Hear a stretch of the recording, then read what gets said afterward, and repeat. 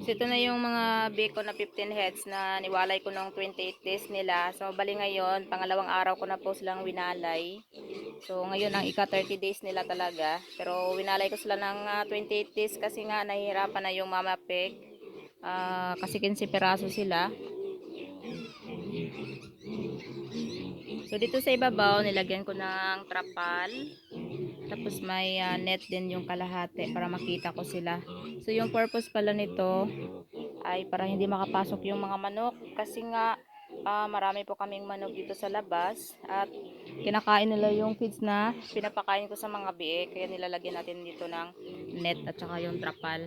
Yan, kasi konti na lang yung net natin. Kaya trapal na lang yung kalahati. Tapos nandito naman yung mamapig natin, si Joanna. Ito na siya, oh. So, tinanggal na yung isang kawayan dito para malaki yung space niya, makaikot-ikot siya. Yan, sobrang laki na ni Joanna, oh. Yung pang-anim na paritin niya. Sobrang laki na niya. Ang haba-haba na ng katawan ni Joanna. Yan. So, wala nang tumutulo na gatas. Balikan niya ng madaling araw, may gatas na tumutulo sa kanya. Pero ngayon, wala na. Sobrang haba na ni Joanna, grabe. Parang isang ano na niya yung kulungan niya.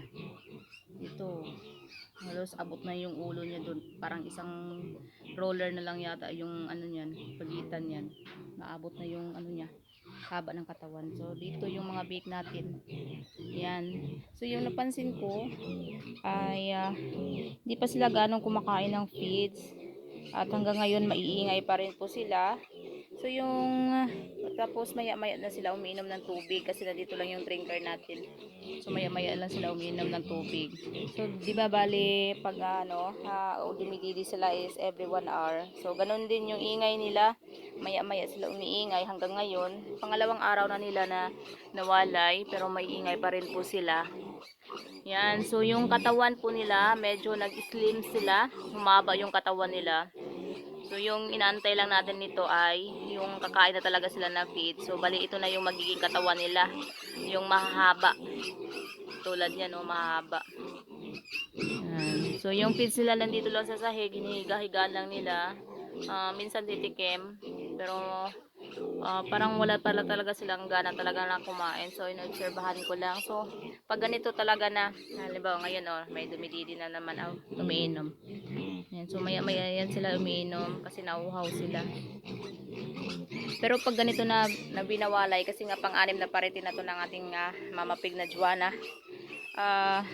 no choice naman talaga yung mga bek, kundi kakain sila. Yan. Kaso, ganun nga, mga 1 to 2 or 3 days, maingay talaga yan sila. Lalo-lalo na katabi lang nila yung mamapig nila. Yan, yung iba naman naglalaro-laro lang. Tulad ditong dalawa. Pero meron talaga na isa sa kanila na pinakamaingay. Yan. Pinakamaingay talaga yung isa dito sa kanila. Yan. So, ito lang po muna yung update natin. So, ito yung bali 2 days na nawalay pero may ingay pa rin po yung mga big natin. At parang hindi pa rin nila ganong pinapansin yung feeds. Pero nung hindi pa natin sila winalay, pinapatikim na po natin to sila ng feeds. Kumakain na rin naman po sila. Kaso ngayon na winalay na po natin, parang hinahanap talaga nila yung dili ng mama pig po natin. Yan. So, no, pag mawalay po yung mga biik, halimbawa na ganun na, magmo-move on naman po yan sila. Talagang kakain na yan sila ng feeds. So, ganito lang talaga yun. Pag bagong walay, talagang maingay sila kasi naghahanap ng dili ng mama pig. So, ito lang po muna yung update natin.